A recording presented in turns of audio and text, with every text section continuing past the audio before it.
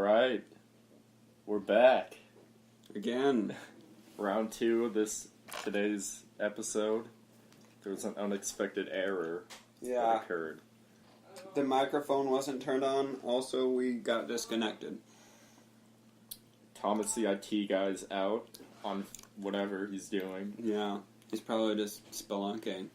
Yeah. Wouldn't you like to spelunk? Is that like crawling through caves? Yeah. I don't know. You wouldn't want to spelunk?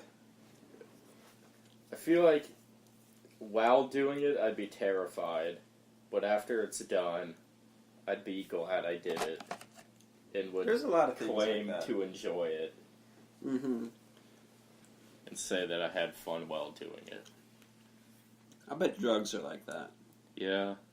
Or maybe the opposite. I don't know. Do you want to talk about beans again? Sure. We kind of covered that the first try, but... I want to talk about the cigar holding. Alright. How I held a hot dog like a cigar today. Yeah. While eating it.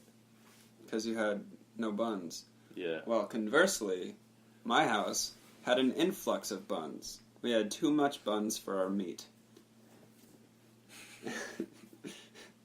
The meat was low compared to the buns. Alright, let's... Do you want to talk about what we were going to before it cut out? What was that? I don't know. I think we started talking about Something Friday 1st, maybe. Yeah, and then you, saw these ugly kids. Oh, yeah. At the... I'll re-explain my ugly kid thing. So I was lifeguarding. That was my Friday 1st this week. That's our first segment. Friday 1st is our segment now. We talk about firsts that have happened lately. Right? Yeah. On Friday. My first was I started lifeguarding. On my first day, I had these two brothers that were so ugly. They were so ugly, and they had a fat mom who didn't really do anything. She was like trying to have them jump in the pool, and they were drowning and stuff. They weren't drowning. I was watching them, but I didn't want to because they were ugly. They had like really horrible facial features. Among such were like protruding foreheads, black lips, huge cheeks, and big upper lips. Well, one kid had black lips and the other kid had a big upper lip. He looked like one of those guys from Diary of a Wimpy Kid who just has like an upper lip. You seen that? Yep. Yeah. He really looked like one of those Diary of a Wimpy Kids. And the other one just looked like a baby head with a skinny fat body. Because he had huge cheeks. Ah, they were annoying. But you did good. I did. They didn't die, so as much as I would have. No, just kidding. I believe Joe is on his way down. We're gonna have to explain to him why we have to be late because our thing didn't record like we wanted it to. So that's too bad. Do you want to talk about the analogy of the cave? Allegory of the cave? Allegory of the cave. Yes. That can be our philosophical topic for this week. Yeah, I'll take credit for Plato, or was it Socrates or Plato? I think it was Plato. I think Plato wrote it, but the dialogue was Socrates and somebody else. Yeah. It's one of those things. Philosophers they like arguing about stuff for like centuries. So, I don't know. A lot of people probably had. So the allegory of the cave, if you're not familiar, is a story or a book. A writing. A writing. Hey! How's it going? Good, we're in the middle of recording. We had to restart because technical difficulties. Nice. Do you want to introduce yourself to the microphone? Hi, I'm Joe. Yeah, he is. Oh yeah. How would you describe yourself, Joe? Pretty cool. Can't There we go. argue with that. Guess how cool he is. He has knives. That's true. How many knives do you have, Joe? On me? Sure. Two. 2. Yeah. How many do you have? Like, possession Like- of? 60? 60 knives. Hear that? That's a lot of knives. I think those are knife sound effects. Right. We're in the middle of talking about the allegory of the cave. Do you know what that is? A little bit. What do you know about it? What you've told me before. Okay. Okay, let me walk you through it a little bit. So there are these 3 guys chained up to a wall in a cave, and they're facing a wall, and behind them there's a fire, but they can't see it, I guess, and it's casting shadows in front of them. So all they ever know is just the shadows. So like in reality, there's like a 3D colorful version of reality that they're not experiencing. Well, it's like just like what we experience, right? Yeah, just like regular stuff, but they're experiencing a way diminished version of that. And eventually one of the guys gets free, and he goes and sees the opening of the cave and is at first scared, but then he comes to realize what he's been missing, and he sees that real reality is so much better than the 2D black and white reality he's known his whole life. But then he goes back to his friends in the cave and tries to convince them to come see what he's been enlightened to. And they're all like, that's crazy. What are you talking about? That's ridiculous. This is obviously what's real because it's what we've seen and that's what we know. And then, I don't know what happens to the guy who got out. I think he maybe just sits back down and is, again, confined to the black and white, 2-dimensional reality he has known. Something like that. And it's mostly a thought experiment to say, is what we know to be real what actually reality, or is it just like maybe a lesser reality than what's possible? I like thinking of it more as, what would you do if you know that there's more out there? Yeah. But it's challenging to be in that and be successful and hold your own in that type of reality rather than simply sitting and observing the template or a silhouette version of it. Right. I think it kind of has ties to religion, where like the guy who sees all his stuff is like he learned about a religion or something and tries to go back and witness to his friends. Yeah. And they're all like, what, that's crazy talk. What are you talking about? You know?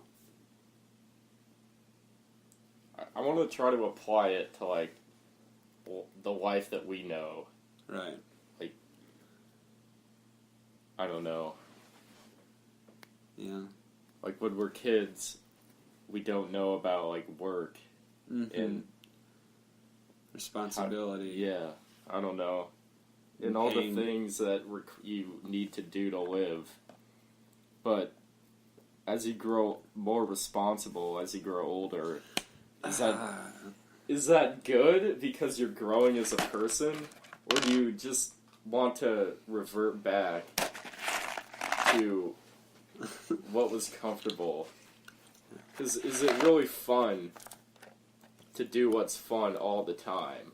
Or is joy, I guess what I'm saying, is joy something you can pursue, or is it a side effect of hard work? Yeah. That's a good thought. I learned a valuable lesson in responsibility today because I put a dent in my dad's truck, Oh gosh. which was bad.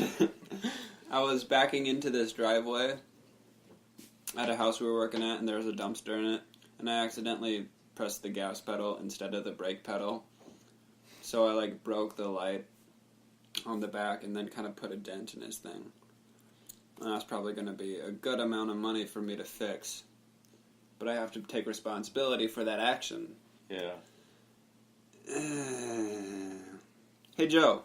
Yo. Do you want a bean? A bean? Yeah. I have one bean left, but I've been tying it into, like, pretzels and stuff for a while. But I'm good. You don't want this pretzel bean? No. Do you want it? Yes. Alright. It's probably tastes like my fingers. Yeah, I don't care. Not that I want to know what your fingers taste like. Ugh. Tastes like my butthole. Because I've had wedgies today. Just kidding. I don't know. That's not true. What type? Well, type 2 a little bit. Have we talked about the classifications of wedgies on this podcast? No. No. Let's break that down. So, in my eyes, there's 3 types of wedgies, correct? Correct. And there's a subcategory of one of those wedgies, but we'll get to that. Type 1 is up around the waist. Yeah? For now. For now. Until we hear all of them, and then we can work on it. So, one of the types is where your waistband starts riding up on your hips, and it's uncomfortable, and you gotta, like, tuck it down again, and it's hard to fix. Yeah. That one's hard to fix. Type 2 is easier to fix. That's just when it's, like, kind of in your bum slot, you know? Yeah, I like the naming of that because it's like, number 2, you get poop on your underwear because Yeah. it's up in there. If you have type 2, you get type 2 on your undies. That one's easy to fix. There's lots of techniques. There's the hand in the pocket, then pull. There's that technique. You could just like go for a straight up grab and pull from the back. Why don't we do that? Why does it have to be a secret that you have a wedgie? And that there has to be techniques to try to fix it? Yeah, that's a good one. That's a good question. I was thinking about that, kind of in regards to like, I don't know, this might get a little weird, but like how if guys start adjusting their junk in public, it's really weird. But you see girls adjusting their bras and stuff all of the time. There's women that breastfeed just out there, out in the open. Yeah, that's a little bit weird for some people. They don't like it. It's not universally acceptable. But people do it. I'm not saying this doesn't happen. But yeah, it's a lot more than like, I don't know. But you know what I'm saying? I think the danger is, like, what... Do you want a hot tamale? Quest, not at the moment. Alright, sorry. The quest to be able to adjust your junk in public without anybody getting upset leads to, I guess it, like, you could say that I could touch my leg, I could move my hair in public, Yeah. and isn't this just another body part that I can move? But that gets into a dangerous area of desensitization. Yeah, because like you could probably walk up and like pat somebody's knee and they won't be like freaking out. Yeah. They'll be like, dude, what the heck? But if you like go up and pat their junk, they like might call the police. Yeah, but do we want a society in which we can pat people's junk without anybody questioning it? Well, isn't necessarily this fact that like if you are allowed to move your junk in public, then so can other people? Is that what we're saying? Like, it has to be. Other people can move your Yeah, that's junk? what I'm saying, like pat it. I don't know. Carrying on my analogy Let's from earlier. just say everybody can move their junk in public. They can adjust it. Alright. If it's uncomfortable. Thank No you. pleasuring yourself. Well, yeah. No, that's very frowned upon. But would we grow to accept certain amounts of touching? Like, if you walked into a room and somebody was adjusting their junk, Yeah. and you saw that every day, Yeah. there'd be a line, you'd grow to accept that and be normal. Mm-hmm. And then people could continue to push the boundaries, and then it could lead to something insane. Yeah. But would that happen, do you think? I don't know. I think there's a certain amount of the person trying to be decent. If they're, like, trying to be decent about it and just, like, hide it a little bit as they're adjusting, that's different than just kind of, like, I don't know, doing it right next to somebody. Like, Yeah. hey, look at this. Blah. Well, you And don't then need to... I don't know what that was. I'm sorry. I think it's different, like, making somebody look on purpose than just doing Yeah. it in the same area as somebody. Yeah. Does I it don't matter know. how, like, what kind of clothes you're wearing while you adjust? Like, what kind of shorts? I think it Is that- makes 'Cause, it like, skinny easier, pants- more difficult to do it. Yeah, skinny pants. I don't think they're skinny shorts. But skinny pants cause more adjusting to be necessary. And yet they're harder to adjust in. While gym shorts, it's easier to adjust and less necessary for someone to adjust. Less often it is necessary. That's just an observation. No point That's there. just because there's more room. Yeah. Joe, do you have any input on this? Not really. Do you ever adjust in public? Not openly. See, that's what I was talking about. You gotta be discreet. Mm-hmm. But I think if somebody happened to see it, they shouldn't get upset. Yeah. And that's what I want. I don't want people Do people not get upset? trying to hide it. I remember somebody getting upset recently when one of my friends did it. Mm-hmm.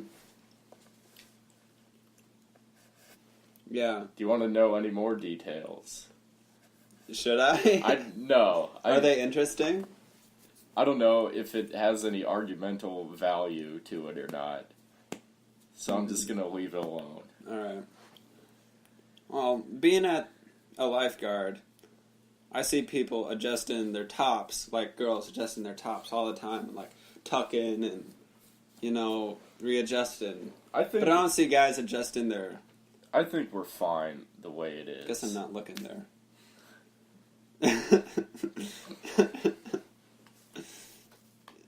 Joe got it. I don't know. What else do we have to talk about? I thought we were going to talk about like the sock, Yeah, shoe, yeah, shoe, yeah. or sock, shoe, shoe. Yeah, I've been putting some thought into this. I think socks, they both have their pros and cons, right? Sock, shoe is more balanced, no doubt. You don't have like a fully socked and shoed foot Yeah, that's without ludicrous. having one Right. sock on the other shoe. Yet,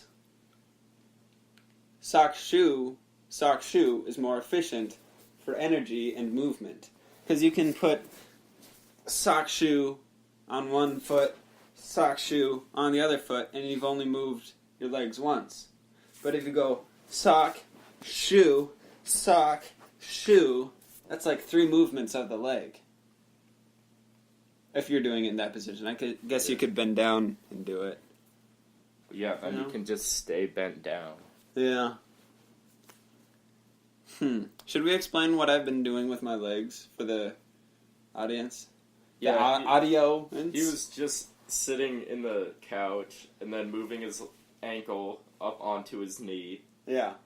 and then putting it back down onto the floor and then moving his other ankle onto the Opposite knee. yeah. And I did Putting that it like back 3 down. times to demonstrate how less efficient it would be for someone to put on their socks I and don't shoes like that. think that's a good way to even do anything. It is kind of much. Yeah, that I it's think so- about it. Like, you're sitting down, and you still have to lean forward, and you have your leg up. Let me try something. I'm going to switch to sitting on the table and see if it's easier. See, I would rather put my shoe on like this because I'm not bending down and messing with stuff. I I'm like it. relaxed. But since you're on the couch, it's easier to lean back and you have to do more That's true. leaning when you're on the couch. But on a solid surface like this coffee table I'm now sitting on. I think I personally like it the sit-down way without the ankle on the knee. Yeah. I've never done it with the ankle on the knee, but my fear with the ankle on the knee approach is you have to do it like sideways and it's all weird. But here, you're just right in, aerial view, no complications. Right now, I'm noticing the mismatchment of your socks. Yeah. I do that a lot. Who cares? I try to get, if I'm gonna mismatch them, I'll try to get, like, the material similar. So if it's like a thick sock versus like a thin, breathy sock, I'll try to get 2 breathy socks. Yeah, or these are 2 thick socks. These are very similar fabrics. Yeah. I probably didn't even notice that they weren't matched. I'm wearing my dad's socks right now, but I wear them a lot, so they're pretty much mine. But he wears my socks too, so that's why I started wearing his socks. For revenge. Well, mostly for equality. I was like, if he's taking my socks, I need some of those socks back in my system. So I'm just going to take whatever socks he's not wearing. So they're his socks. I don't even know where all my socks go. A lot of my socks go under my bed. Every 2 months I have to buy new socks because they're all gone somehow. Now, out of the 3 guys in this room, there's a couple different I like short cut, like ankle cut socks. Oh, me too. But Joe seems to wear long tube socks more often than not. Is that correct? Yes. How come? I just started wearing them. When you have jeans on and stuff, like I usually wear, I feel like it's more comfortable and stuff like that. Yeah, I like jeans with ankle socks. Kind of look and are weird at times. Yeah, whenever I wear my pants with my ankle socks and I sit down, the pants always go up to like half calf. It's not like up here. Yeah, that's a bit much. But it's like quarter 3 calf? inches away from my ankle. Would you call that quarter calf? Yeah. Quarter calf, an eighth, a sixth, a fifth of a calf. Like 3 to 5 inches, 3 to 4 inches away from the bottom of my sock. Yeah. And I think it just looks tacky. Yeah. And I think that's the fear of pants for me. I'm okay with khakis and ankle socks, much more than I am with jeans and ankle socks. How come? I don't know. Is there a reason for that? Maybe. Is there a logical explanation out there somewhere? I'll try to find one. Maybe it's like... Is it like skinny jeans that you're thinking? Or... I don't wear skinny jeans, but the jeans that I do wear are kind of skinny because I'm kind of skinny. Yeah. But they like tit... Yeah, there's like... They don't tit. They fit. There's like a good amount of give when it gets down to my ankles, but around like the thighs it's pretty tight, but as it gets down there's like, you got a few inches down there. That was my dad sneezing. Sounded like a dinosaur. It was like in the bedroom on the opposite side of the house and we heard my dad sneeze. Did you hear that, Joe? Yeah. Oh my goodness. Well, that's cool. What do we got? What do we got planned? Do you have any Friday firsts, Joe? Any firsts that you've done lately? Had any firsts? Not really. No. This is the first time we've done any of this. Yeah. All at the same time. First time we've done philosophy in my basement. First time we've done philosophy on a Friday. First time we've done philosophy with Joe. That's right. First time I've eaten a Mike and Ike while standing up in front of an iPad while it's recording my voice. That's in true. a basement on a Friday evening. Except for it's a hot tamale. Ah. Gosh dang it. Speaking of firsts, that reminds me of this phrase people sometimes use, like, I never thought I'd say that. Like, it's a common TV trope. This is the first time we've ever said anything. Probably, unless it's like a common phrase like, hey, or what's new. Yeah. I listened to that song today. What's new, pussycat? Yeah, totally. Whoa, whoa. I was listening to a lot of those old songs while I was working It's a good... today. It's always fun. What's new, pussycat? Whoa, whoa, whoa. My dad hates that song, though. You have to be in the right mood. He says he's hated it ever since it came out. And he was alive back then. Do you know that song, Joe? Yeah. But back to the... I never thought I'd say that. Do you think... Because you don't think about, like, things, sentences you might say in the future. I always... In the shower, that's all I do. Like... I just have pretend arguments, and it's... Well... Like... Yeah, no, I do that, too. A lot of times I think in retrospect, like, if I said that then, I would have been so cool. Yeah. One that sticks out in my mind is I was riding bikes with my friend Corey, and he didn't ride a bike for a long time. He had one of those plastic tricycles. What are those called? Big wheel? Yeah, you know? big wheels. He rode a big wheel around for a long time. We moved in, and he big wheeled down to our house and was like in our house helping us move in. And we were like, "Who is this kid?" He's my neighbor, by the way. He lives up the street. But he big wheeled around, and like by then I was definitely biking. I graduated from tricycle to bike many years before. Who cares if he graduated? Maybe he just likes the big wheel. Yeah, but here's the thing. Once he had graduated to the bike, we were biking, and he was on the street, and I was on the sidewalk because I was responsible. I cared about the cars and their ease of passage through the street. In some places illegal to bike on the sidewalk? Maybe like in cities. Yeah. But we were just in my neighborhood, and he was like, "That's right, Ryan. You gotta bike on the sidewalk because you're not an experienced biker." And I was like, "Shut up." And then later in the shower, I was thinking, Corey didn't start biking until like last year. I'm way more experienced than he is. That's one I think about a lot. Yeah, I have one along those lines where I was talking to a coworker, and it was our last 10 minutes of the shift. Yeah. And I'm like, "Oh, it's 5 minutes twice," and then he's like, "No, you just make it 10 minutes, and then that's one thing." I'm like, "But 5 minutes is shorter." And we got into this really petty back and forth. And he's like, "Would you rather have 2 5-minute breaks or 1 10-minute break?" And he's like, "You would rather have 1 10-minute break because that's more time for your break."